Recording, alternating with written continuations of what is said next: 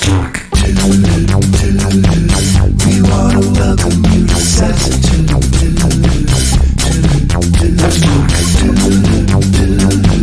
This show's alive because of SAZETU.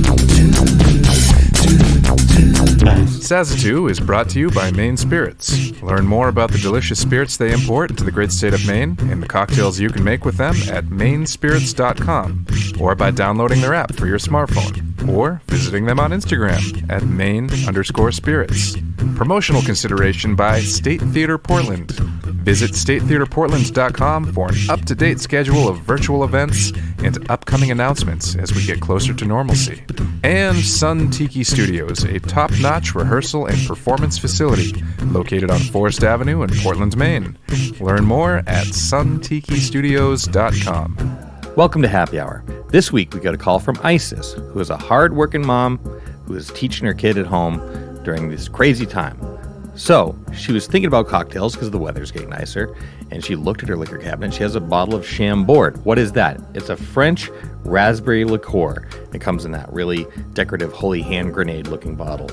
It's made from red and black raspberries, vanilla, citrus, honey, and cognac. So it's a very robust, very fruit-forward taste. It very much tastes like raspberries.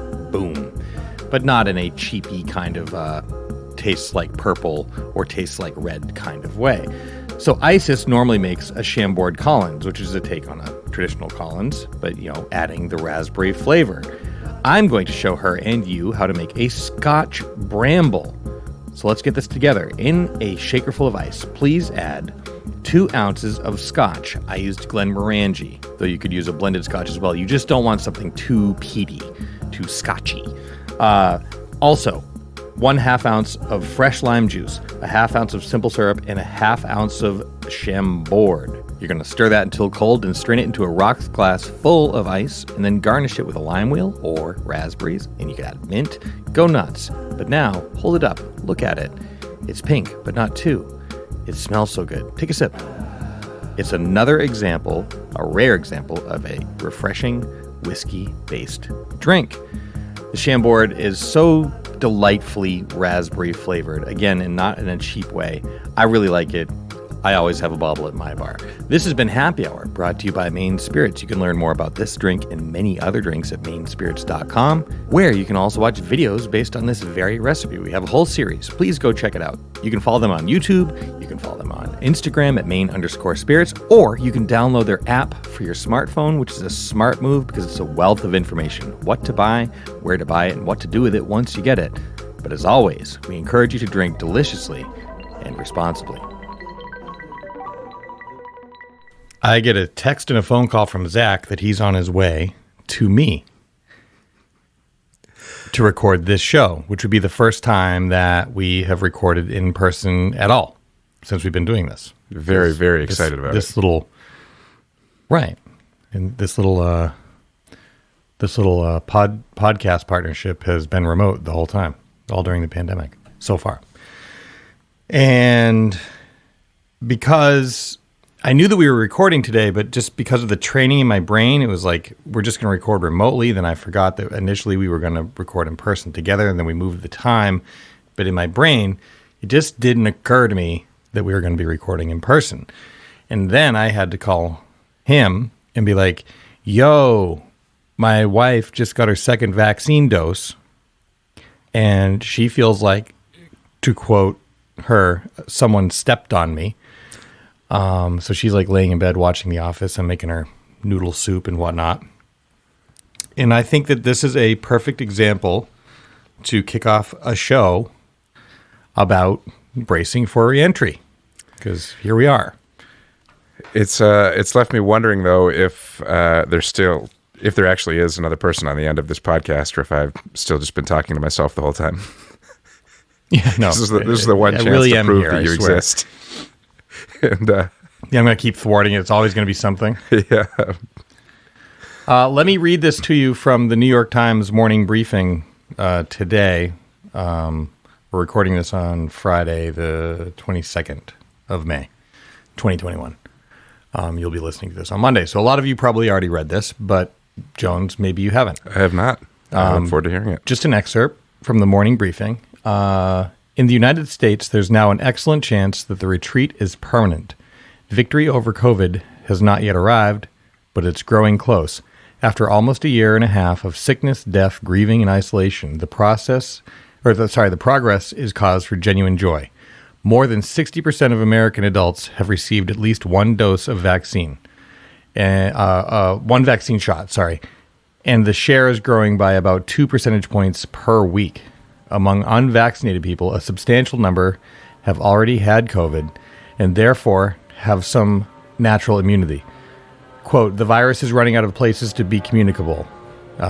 End quote. Andy Slavitt, one of President Biden's top COVID advisors. What a thing to read. Yeah, it's amazing. And additionally, I had one of those stress dreams last night. I woke up. I've had stress dreams during COVID that were about, like, I would be in a place, that was very normal and comfortable with people. Then I'd realize I didn't have my mask on. I'd wake up and be like, oh, no, And last night, it was one of those dreams where it was like, because you and I, Jones, have been rehearsing. We've been seeing each other in person and doing things. And I just had this dream that it was like, wait, it's not okay, Yeah. I had pretty much that same dream last night. I dreamed I was buying a ticket to see a movie for the first time in almost 2 years. And I was so excited. But then as I was getting ready to walk into the theater, I realized I didn't have a mask. And all of a sudden I just felt incredibly uncomfortable and ended up not watching the movie. So I hope that is not the way it goes when I actually do try to go to a movie theater in real life, but that's how my dream went last night. This is like I couldn't bring myself to go inside a theater without a mask on. The analogy that I've been making is that right now feels like the CDC is telling us that it's okay to step out onto the ice, and that the lake is frozen enough. And it feels very like, and then you'll read about, like, I heard somebody down the road, like, actually fell in. You're like, nope, it's okay. Like, Yeah. Well, I mean, they're saying it's safe to step out on the ice, but they're like, make sure your skates are laced up properly and stuff like that. It's obviously the guidelines they're saying, if you're fully vaccinated 2 weeks out of your second shot, if you got the two shot regimen, like you should be good to go. Like they are now proven in real life situations to provide over 90% protection. And in most cases, when there are breakthrough cases, it's still, you're not going to get a severe reaction from it. And yeah, for instance, Bill Maher didn't even know that he was a breakthrough case, and he didn't even know he had it. He only knew because he got tested. Right? So, yeah, I also read in the Times morning briefing that what was the quote? It was like, if you're fully vaccinated, you should now think of COVID-19 as a mild flu that you probably won't get. Well, I mean, all this is like super uplifting. It's awesome news. But it's also, I mean, we've been hiding, more or less for over a year. Yeah, it's been and it's really hard. Yeah, getting out and seeing people again. There's only a handful of people I have seen, but it's strange to look at unmasked faces or to, even think about like embracing at the end of a meeting or something like that. It's like that has been it's so hardwired into my brain to like stay 6 feet away and all that. Yeah, it is going to be tough to break out of that now. But I'm thrilled that it's here. Yeah. Totally. Like having those moments when you're in a group of people that they're vaccinated, whatever. Like, and if someone like kind of steps to you, there's almost like this natural, like, you move back. Or in our case, we were both at you and I were at a backyard gathering not that long ago, and one of our friends was kind of like talking to us and being close, and they're kind of, full disclosure, they're just kind of close talking people. And without knowing it, we realized that we had migrated like 25 feet away from where we started, because every time they'd step forward, you and I would naturally just kind of step back and step back. Which, I will say, like, one thing, COVID cutie is effectively the elimination of close talking was not bad. Yeah, But, that's. I mean, although, considering all the talking that we did for the most part was like via Zoom or remote podcasting. I guess. Right. But yeah, so I'll take back some semblance of close talking just to be able to see people. Yeah. It's interesting what you were saying about how, for fully vaccinated people, that COVID now could be like, a flu that you might not get, or a mild flu that you probably won't get. That's right.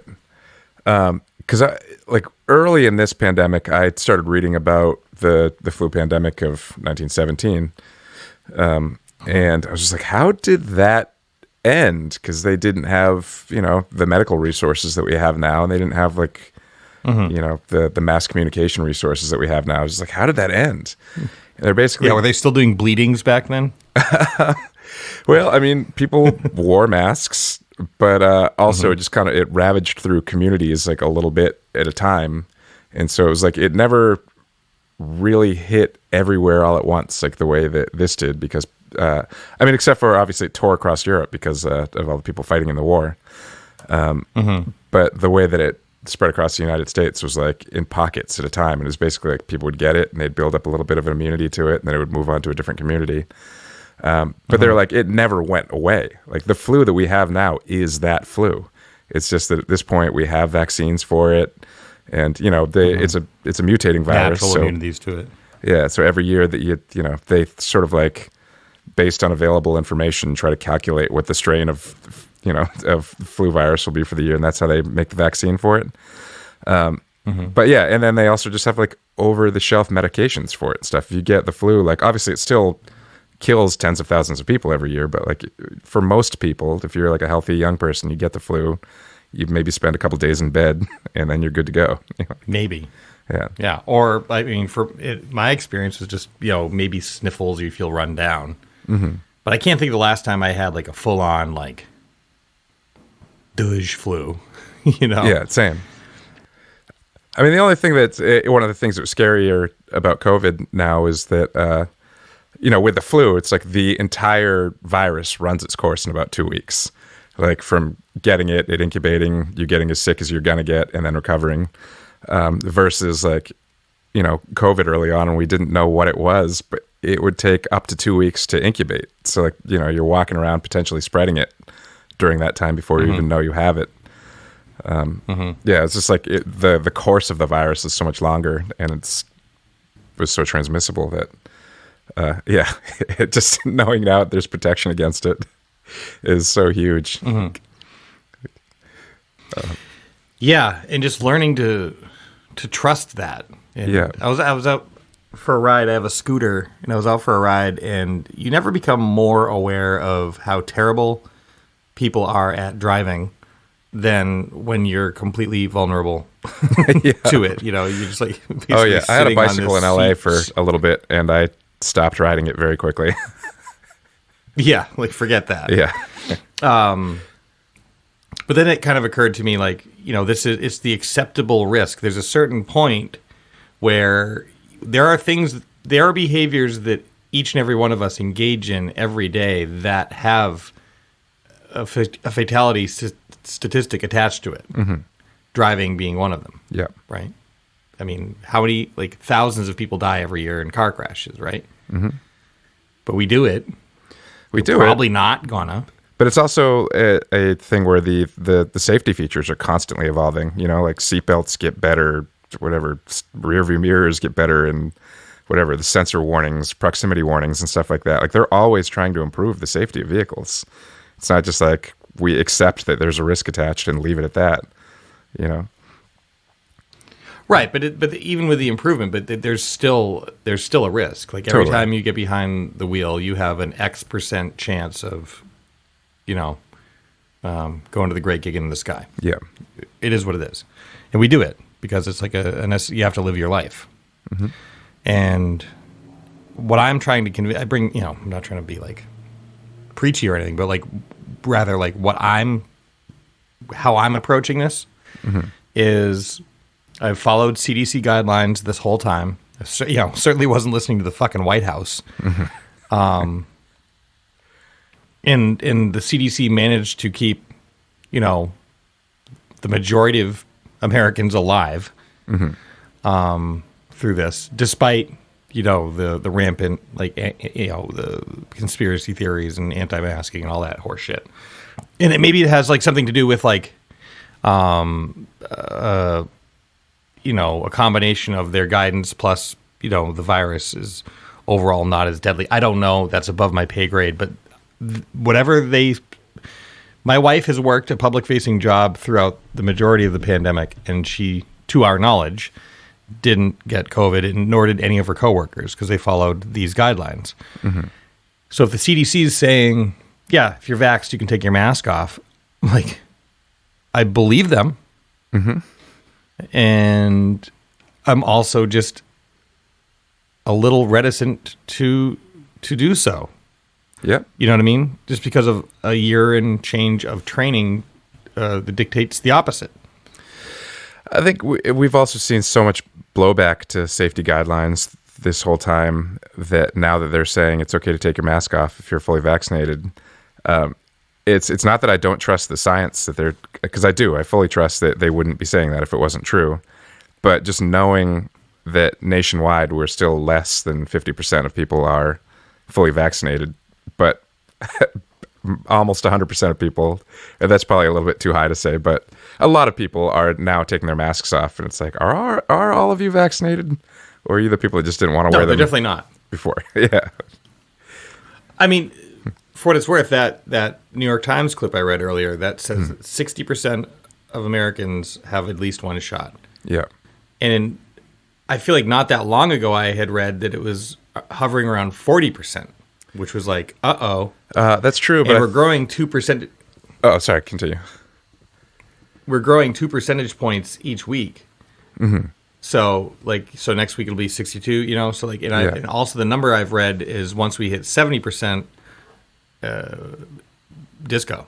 Yeah, I think the fact they've opened up vaccinations for younger people, I think, what was it, like 12 to 15, I think is the new category. So I think we've been able to up the percentage of people with one shot over the past week. Because for a second it was slowing down big time. Like they were up to administering like 3 million shots a day for a second. And I'm not sure where it sits right now, but it... I think it's in the 2 millions at this point, I believe.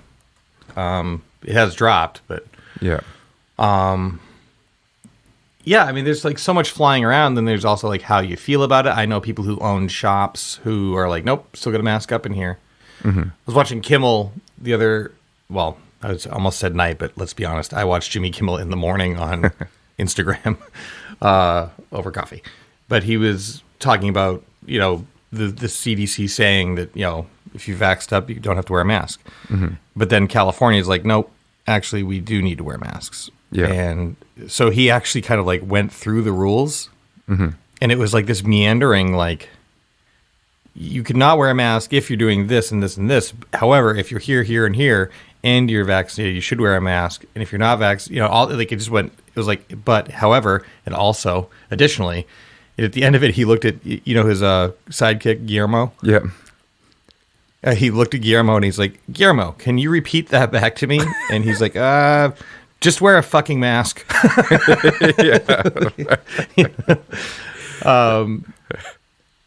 Yeah. And I'm kind of there. Like, I'm going to continue personally. For the record, too, this is not Spencer and Zach preach COVID practices, but rather just kind of like, I don't know, we thought it'd be good to talk about how we feel about it. So that's just kind of where we're at. But, I mean, I'm fully vaccinated, fully inoculated, right? 2 in. Now with my wife laying in bed, ailing, in a couple weeks, she'll be, she'll have her bulletproof vest on. And I guess like seeing another thing that's overwhelming is going from over a year of complete isolation and making music in solitary, writing, recording, that kind of stuff, to all of a sudden planning gigs, planning rehearsals, to suddenly being in those rehearsals. I feel like it went from 0 to 60 overnight, and I got to be honest with you, it's kind of overwhelming. I find it extremely overwhelming.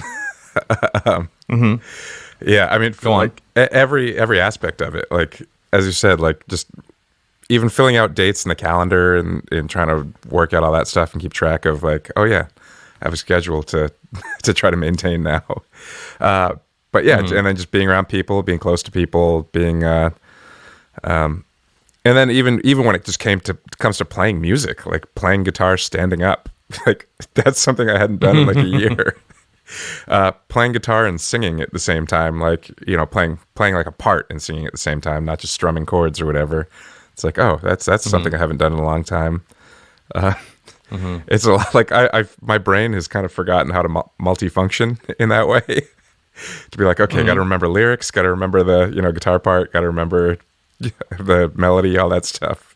Form, like I just, yeah, I was so just focused on one thing at a time when I could even find the strength to focus during the past year and a half. That, yeah, being back to trying to balance all these things, it's hard. Yeah. Well, there are also like so many things that are you'd think you'd just be able to do. For instance, in rehearsal the other day, there's a tune that my part was a tambourine part and a backing vocal, and I was playing tambourine, which you would think like, oh, that's very easy, right? And not to be like, there is a lot more to playing tambourine than just shaking a circle, but There is. It's not 500 pounds, you know, and you'd think like, oh, I've got that. By the end of the song, like my arms were burning. Like, my God, like I lost my tambourine muscle. You know, and looking at like Andrew on the drums, even though he's been, you know, he has a drum kit, an electronic kit set up in his basement so he could keep his chops up. It's like the stamina part of being able to just play for 2 hours, and, you know, leaving rehearsal, it's like I'm exhausted. You know, and I'm not even playing drums. I finally, I've talked to you about this again, but before, but over the past couple of months, I've been trying to go hiking as much as possible, and just build the physical stamina back up again. But my drive for wanting to do that was I was trying to record vocals for a project that I was working on. I just couldn't sing. I couldn't hit notes. I couldn't maintain my breath support. I was like, oh, I just need to like physically get in shape to like and exert myself to remember how to breathe, like, and how to like maintain breath support and stuff. So, I found at one point, but it seems to be working. Around. Yeah, for sure. Yeah, you're sounding great. I found around January, I went to. So I'm not like the strongest guy in the world. I don't mean to imply that, but, you know, I grew up like a farm kid. You know, like we chopped our own wood, that kind of stuff. I'm used to being able to grab a thing and move it to where I want it to be. You know, Yeah. And sometime in January, I went to grab something that was not particularly heavy. And it was like, ugh. And I realized, even though I've been staying fit during COVID, I've been walking a lot. And it's, you know, I put in anywhere between 3 and 14 miles a day walking, mostly every day during the thick of it. So I was like in shape in that way, but I'll tell you what, folks, you're not building any upper body strength podcasting at all. And I realized my upper body had like somewhat, you know, deteriorated. And, you know, I immediately was like, oh, okay. And I just started doing any kind of movement work I could. You know, we did like a lot of yard work. I'd do yard work for other people. I would, you know, move. Like I basically told my friends, like, if you need help doing anything, please call me. I need the exercise. Because I also want to do it like in a not gym kind of way. Yeah, that's where I'm at. I wasn't at that point ready to. Yeah, I wasn't ready to get back into the gym. I wasn't ready to get back into the gym and get shredded, bro. Yeah, like I usually am. in normal Yeah, circumstances. usually cut at all times. Yeah, I have a gyms 16 pack. gyms are something that even when there's not a virus or I don't know, I just immediately get uncomfortable in a gym. Yeah. It's just like you walk into a gym and it immediately automatically smells like balls. Even if it's a nice gym. You know, I'm like, Yeah, no, kind of thanks. good. But yeah, so like just like even like exercising and getting like just like the daily stamina back up to be out in public to go do things. Another thing that is a COVID cutie, I stopped by the Ghost of Paul Revere. Our friends were rehearsing, and I knew when they were starting, so I kind of scooted over and just hung out in the the dooryard as they're getting ready, and we just stood there and just like, I don't know, just dropped by and we had a visit, just shot the shit, and it was amazing.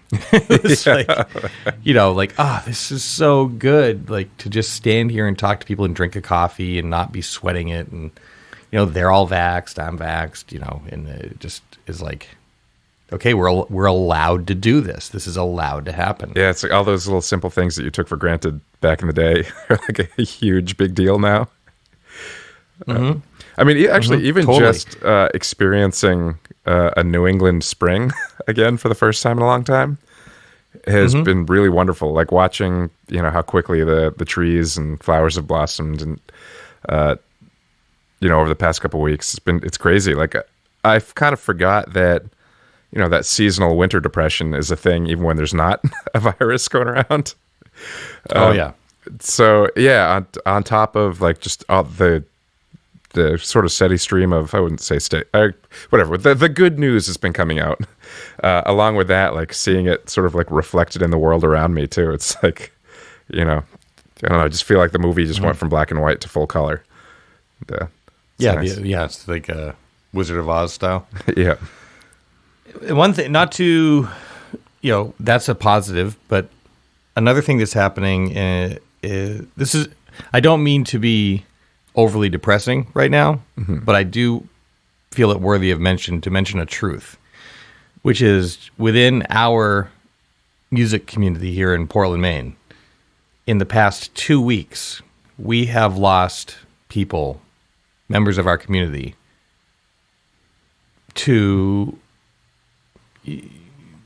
they've died. They chose to no longer be with us, right? And which is a very, very sad, sobering, awful thing. And I'll speak frankly about like my own experience. When I got my vaccine shots, and again, like I'm not a vaccine expert, but I'm just parlaying my experience and the timing of that. So I don't have any firm data to like back this up. But when I got my first vaccine dose, I ended up getting a very severe ringing in my ears. It's called tinnitus, or as I've learned properly pronounced, tinnitus. And it felt like I had a referee in each ear blowing a whistle. It was so loud at times that like it would make my eyes close.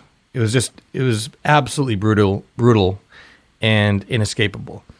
And so I like obviously went into, DEFCON 4 mode and started booking all of the doctor's appointments because, I'm about to turn 45. And if you're younger, you might be like, well, you're pretty much dead. But at 45, it does not feel that way. At 45, you're like, I'm only halfway through this ride, presumably. And is this what I am now? And then going, and I'm don't get me wrong, like I was staring into the void of just like, sometimes I'd just be sitting there and my wife would check in on me. She's like, all right. I'm just like, it's just so loud, like I just don't know. And you're thinking in my mind, it's like, oh crap, am I going to become like Mickey Rourke in The Wrestler, like Yeah. I can no longer work, my hearing goes, whatever. And you entertain all of these very dark and very depressing thoughts. And we went over to a friend's house and they didn't know that I was going through this, and she was like, "Oh, have you ever heard of Texas Roadhouse?" I was like, "Yeah, I actually kind of like that place." And she's like, apparently the CEO is like the super nice guy, and like took care of his employees during COVID, like with like, made sure they had insurance and like bonused them out so they could like get through it and all this stuff. And like to the tune of like millions of dollars. Mm-hmm. And he apparently got COVID. She's telling me the story. Like, so he got COVID, and apparently he got ringing in his ears so bad he took his own life. And I was just like, I have that. And you know what I mean? She's like, oh, I was like, no, it's fine. And I'm not in the same space, but like, I definitely had moments where I would question, like, is this how I am now? Mm-hmm. And I will say that, like, I've been going to see specialists. I've went to see an audiologist. I have not lost a significant amount of my hearing that wasn't from, just playing rock and roll for years. Like, in fact, when they showed me like my hearing loss, I was like, really? Is that mine? Like, it seems like I should have less hearing, just considering the sheer amount of rock and or roll I've been in the same room with for years. And it also turns out the tinnitus is not actually in your ears; it's in your brain. It's kind of a mysterious thing that they don't know a lot about. And the way it ties into the vaccine is, for me, timing.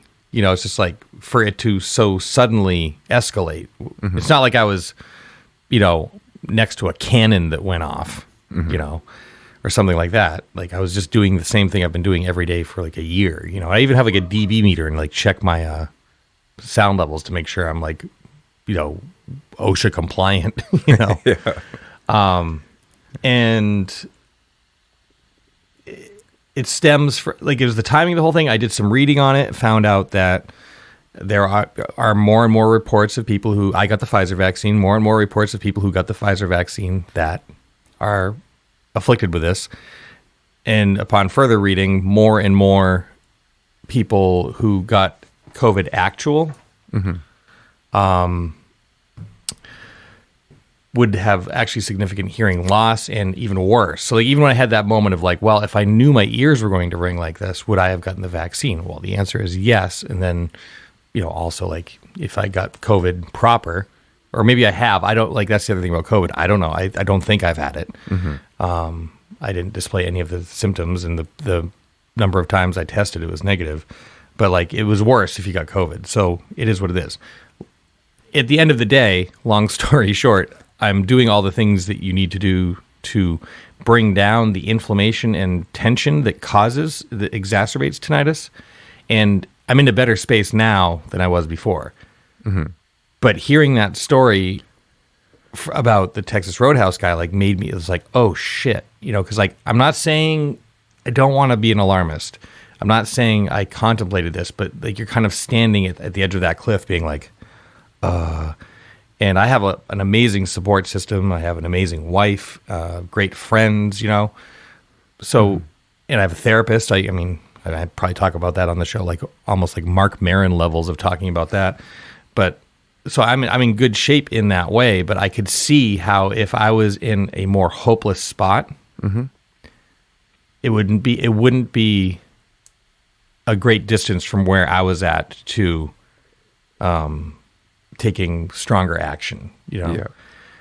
So I guess what my plea is, what I'm trying to do myself is just to make sure I'm keeping in touch with people and make sure they're all right, because you never know what someone's going through. One of the people we lost, none of them are like super like bestie friends, and a couple are just like in my like greater circle. I know them, but I don't know them.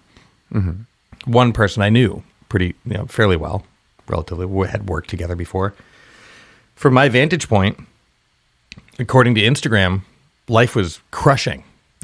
Yeah. Happy times, good times. It's just like, so to learn that in fact the polar opposite was true, mm-hmm. was shocking. Nearly as shocking as learning that they had felt that bad that they took their own life, Yeah, that is always tragic and shocking and super sad. I mean, it's the thing, like, mm-hmm. this year was tough for everybody, no matter what they put out there.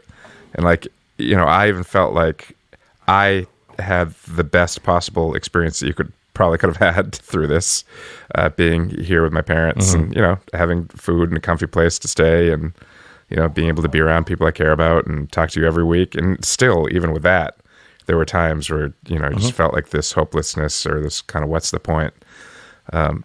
So I could very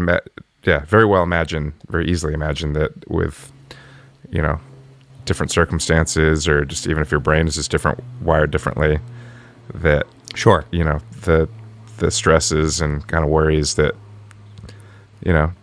that a lot of us were having, could be compounded to the point where, I don't know, maybe just feel that way. Like and part of it, like, it's odd that, like, here we are, like, crossing the finish line, and it's like, wait, you almost made it, bud, and it kind of reminds me of, in Shawshank Redemption, there's the old fellow who plays the librarian. Yep. Right, and he's been in prison his entire life. Brooks. And he finally gets released. Brooks. Yeah. It's Brooks, yeah. And Brooks gets an apartment, and then he ends up, like, hanging himself in the apartment because all of a sudden he finds himself out in this world that he can no longer relate to. Mm-hmm. And I don't know why that popped in my mind, like, maybe, like, after, like, a year of just, like, this horrendous isolation and fear, that it could just be, I'm overwhelmed, like every interaction is like this mixed bag.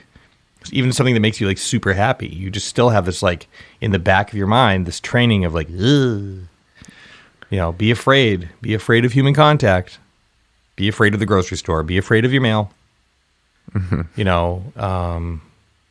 and I'm not saying, like, there are some fear tactics. There was an election to win, so there's that. But even just, like, reading the CDC, like, there was one point where the CDC said you don't need to worry about wiping your groceries down, right?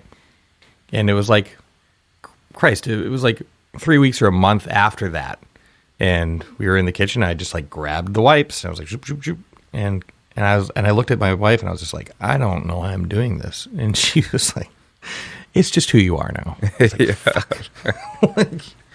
I've never been, like, a germy person, like, afraid of it. Like, I'm not like a slob. I'm not, like, licking the handrails on the subway, but, like, I wash my hands before I touch food. I've never used as much hand sanitizer in my life. Never want to see another bottle of it, to be honest with you. When I used to work box office at the movie theaters that I worked at, I would sanitize my hands after almost every time I touched money. Like, I would go through a bottle of hand sanitizer every shift. I think that's why they moved me to the projection booth. Like, we're going through so much hand sanitizer, it's not worth it to have him down there. Your employment is putting the company in the red. Yeah, exactly. Why did we lose money this quarter? Well, we took in this much sanitizer. Money. Yeah. We took in this amount on ticket sales, but our hand sanitizer costs have been through the roof. Yeah, do like a push cut to you in the corner of the lobby of the theater, like Buster Bluth, like just kind of rocking back and forth and, like, sanitizing your hands. I've always been, as you know, like, a little bit obsessive about my hand washing, and I would say I have, like, a mild germophobia. Like, I don't like touching things, or, like, I always want to wash my hands immediately after touching something. But, like, I also, kind of try to rationalize, like, okay, this person's got touching all these things and they're still alive and they're not sick. Like, it's okay, I can do that. But there are times, like, I was running sound at Highland Park Bowl in Los Angeles, which is actually a bowling alley, and a concert venue. And I would be, like, up in the men's room, and I'd see guys, like, leaving the men's room without washing their hands. I know they're going to go touch bowling balls or eat finger foods, or, like, I could just see those guys, like, around, and, like, see them, like, patting their friends on the back or picking up their beer bottles. And I almost had this, like, interior blue light vision where I could just see all of the things that they touched. It's like that's my. If I was one of the Avengers, that would be my power. like, Yeah. like you can't really help us defeat the bad guys, but Seeing everyone's dong juice on everyone else's like shoulders. yeah, exactly.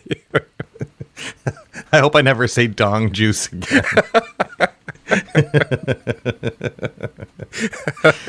Yeah, I mean, I would say like, I mean, you have. I feel like it's like kind of an OCD thing to a certain degree with you, right? Yeah, I think that's fair to say. Like with the hand, because yeah, mine is. I don't have that. My OCD takes the form of like the Wonder Twins form of checking my stove too many times. That's true. Like, making sure everything's turned off. Hey, like, I mean, it all makes sense. But yeah, I liked your routine. if I ever stay in any of your, go ahead. Oh, just when you had that that rehearsal space that I can't remember if the window was covered or maybe it was just because we'd be there after dark, whatever. But you'd turn out all the lights, and then if you saw any power lights on, you'd know you forgot to turn something off. Like if there's a power strip off, all that. I just remember that being part of your closing down routine. Like that's. I think it's one of the reasons that I have held the keys to so many other people's establishments, because they know that if I'm in there, it will. If it burns down, it's not. It was inescapable. Yeah. It was. Yeah, and a lot of people will be like, you know, like, oh, you got to trust. Steve Drown said this. You have to trust your appliances, and I'm just like, oh yeah, I definitely am 100% willing to trust something where the only thing in between, you know, burning to death and not burning to death is a part made by the cheapest bidder in a country with like probably like very few guidelines or rules. So yeah, I'll relax on that. Kind of reminds me of Neil Armstrong or Buzz Aldrin was being interviewed. Like it was a kind of like a retrospect on their life, a little thing that CNN put together. And this is when he's older. He's like in his 80s.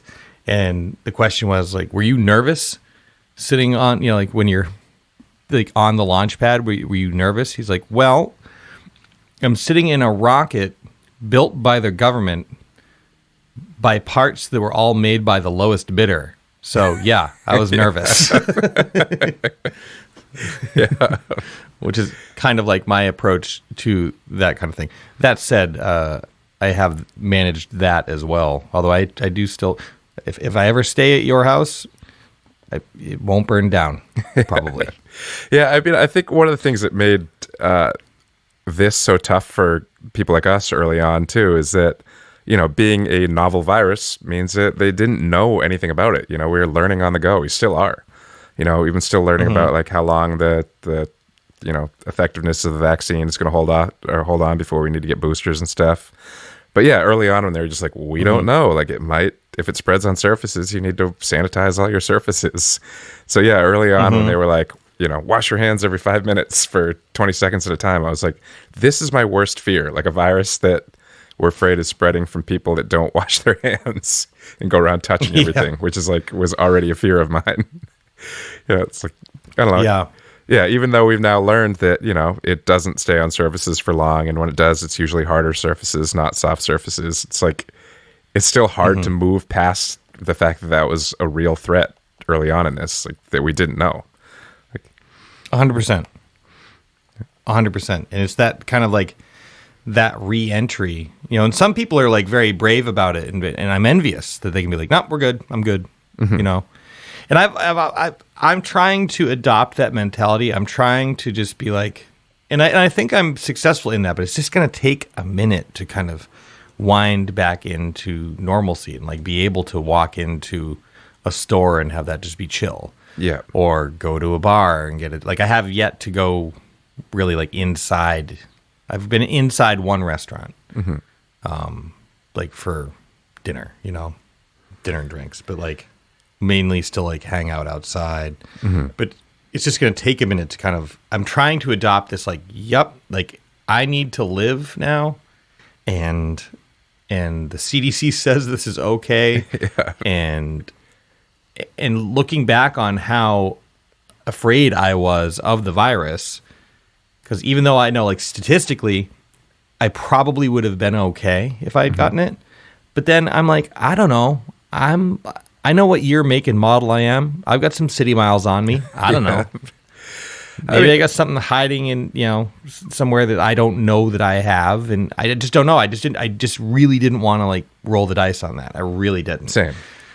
I mean, one of the things that was hitting me most or worrying me most, I mean, aside from, again, like I was with my parents, like I was like, if I got it, I would bring it home to them, and they're in the vulnerable group, you know. But aside from that, like considering my own health, I was like, it's a respiratory disease. Like people are on ventilators and stuff from it, and there's a lot of people with the long-term, the long haul. Yeah, the long haulers. I was like, as a singer, like I was already having a hard time singing just because I was out of shape. Like, but I don't want like some sort of long-term effect on, my ability to sing because I was careless and got this virus that we don't know anything about. And again, I don't mean to make that sound rude and say that people that got it were careless, but I just felt the need to be extra cautious. That got it.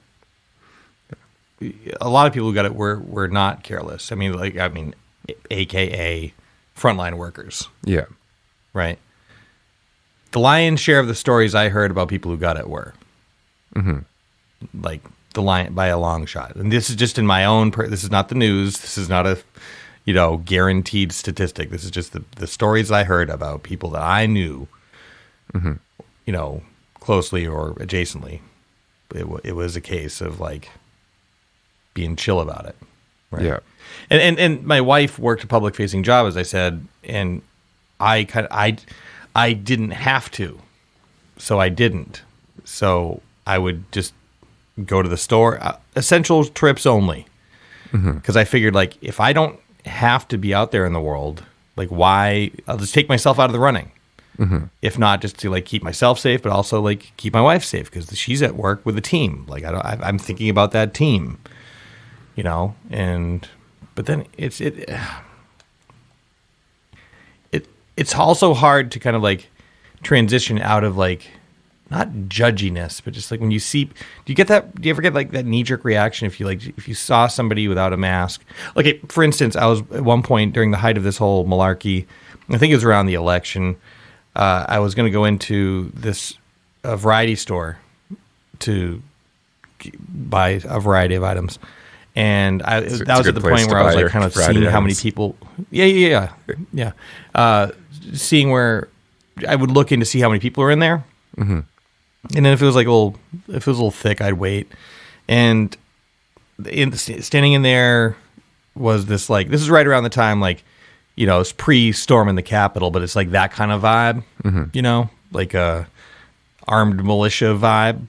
Don't tread on me, folks, And I opened the door and looked in, and there's this guy standing there. Just when someone's not wearing a mask versus when someone's not wearing a mask, it was the latter. And to make matters like even more intense, he had a sidearm on. I'm just like, gross. Like why is this like this? And especially because if you asked him why he was wearing a sidearm, he would say he's wearing it for protection. Like, why are you carrying that gun? For protection. Yeah, he probably goes home. Yeah. Okay. So mask? No. But he'll probably go home and sand down the fenders on his Kawasaki dirt bike that are fiberglass and wear a mask because that'll kill you. Yeah. It's the whole logic of the whole thing, but like kind of like where I was going was like that kind of being judgy. Like when you'd see people without a mask on, you just feel like you should be wearing a mask because we're told to, but then also it's like, just like backing away from, I want to back away from this level of judgment of my peers. Yeah. I don't want it, like live and let live, right? Do your thing. But it just seemed to me that this was a great opportunity for everyone to jump in and just care for each other and think about the community health and the amount of stink that was put out there about wearing a fucking piece of cloth on your face.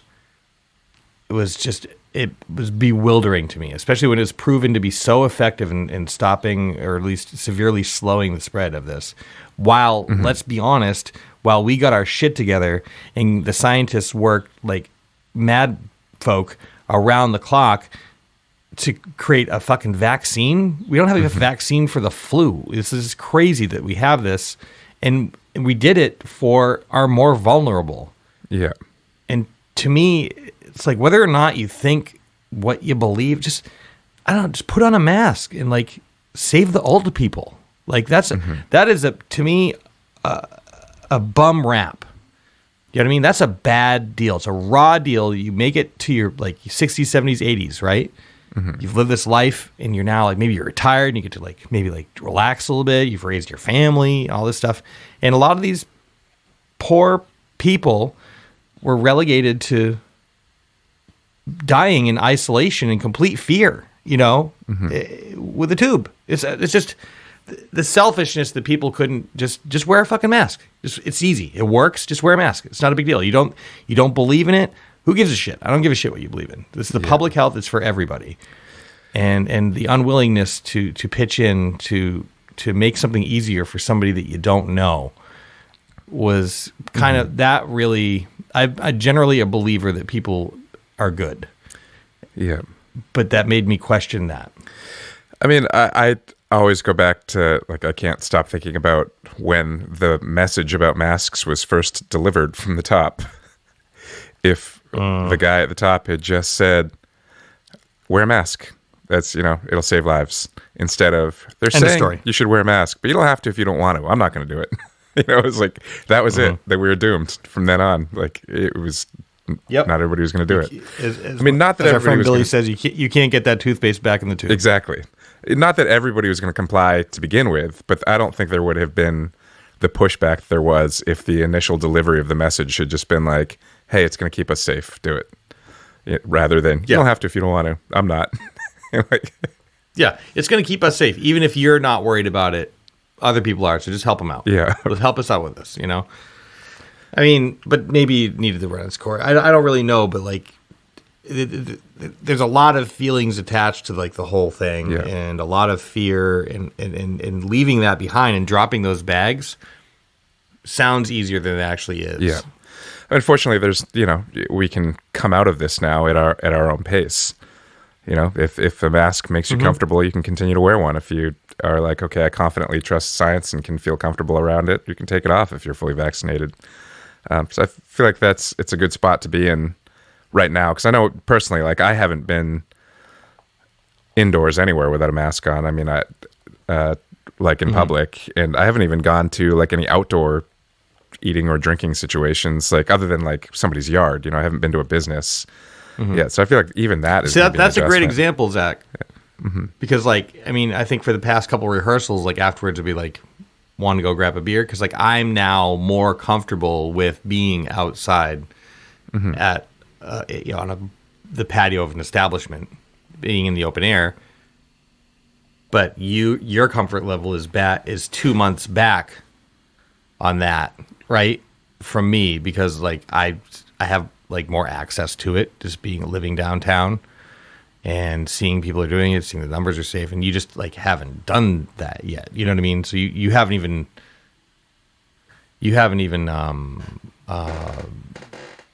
been able to approach that kind of feeling. Does that make sense? Definitely. But yeah, we're in a good place, and it hopefully is going to continue getting better. I've seen a couple interviews recently with a woman who was very much involved in the creation of the Moderna vaccine. And it's crazy. Like, obviously we know it's crazy, like how fast these were done.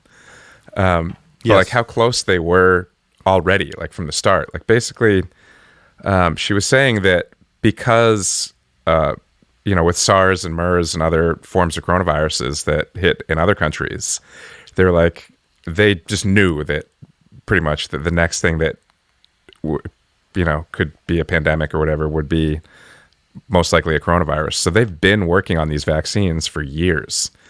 And really all they needed to do was isolate the specific strain and then work it toward this vaccine. Right. And that's like, they're basically like, once they had the strain. They were able to create the vaccine I think she said over the weekend, basically. That's wild. And obviously there's all these months that go into testing, and as laughable as the name Operation Warp Speed is, that did also Terrible. allow companies to basically, usually everything is done in a linear fashion. It's like they go through A of the process, B through the process, and like every single one is like, tested and retested and signed off on or whatever. But this allowed them to, at the same time they were doing A, B, and C through the process, could also be doing, D, E, and F at the same time. But for the most part, like, yeah, she was like, the science was already solid, and the vaccine formula had already been whatever was there.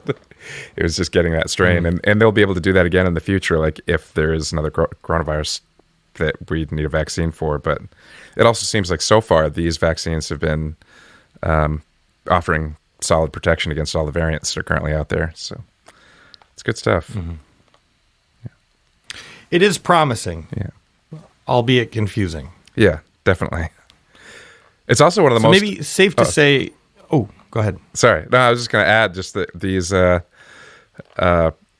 I guess in particular the Moderna and Pfizer vaccines, the mRNA ones, which I don't fully understand what exactly that means, but they are the supposedly like among the best and most effective vaccines we've ever had. Like the fact that they basically came out of the gate as well. At over 90% protection. Yeah. So it is the recommendation of this podcast, which is not a medical podcast and contains no experts on anything except for two people who know how they feel. I would, I'm going to continue to listen to the scientists. I'm going to try to become more comfortable with re-entering society. And then it is my recommendation, or maybe even a plea, that everyone take stock of their crew and their group and make sure your people are doing okay, because they might not be doing as okay as you think, and make it so that this summer, we're drinking some frosty cold brew dogs with the entire team intact. Exactly. One thing I've always found important to do, and have tried to be more expressive about it as the years go on, is the people you care about, tell them. If you love your friends, tell them you love them. Like, you never know when the last time, if something might happen, just like put it out there. Like, don't leave any regrets. Like, oh, I wish I'd told them I love them. Like, just tell them. It's cool. Yeah. It's easy. It's easy. And worth it. And it's nice to hear. Hey, Zach, love you. Spencer, I love you. How about this, Zach? Do you want to go get a beer sometime soon? Yes, I do. And right. as soon as I can get past the no-y aftertaste that comes with saying yes. Yeah. Yeah, I look forward to it. We'll start someplace with a really big patio. There we go. And then baby steps to Rooski's. Yep. Yep. Rooski's, for reference, is a local beloved dive bar, but I'm not going to sit here and say it's the first place I thought that I wanted to be inside. We'll get back there, though. We'll get there. We'll get there. All right. Well, good to talk to you. You too. And hope everyone out there is doing great. Yes. Doing good. Feeling comfortable and happy. Best wishes to all. SAZETU is brought to you by Maine Spirits. Learn more about the spirits they bring into the state of Maine at mainspirits.com, and what to do with them by downloading their app for your smartphone, or visit them on Instagram at Maine_spirits. Promotional consideration provided by State Theatre Portland. Learn more at statetheatreportland.com. And Sun Tiki Studios. Learn more at suntikistudios.com.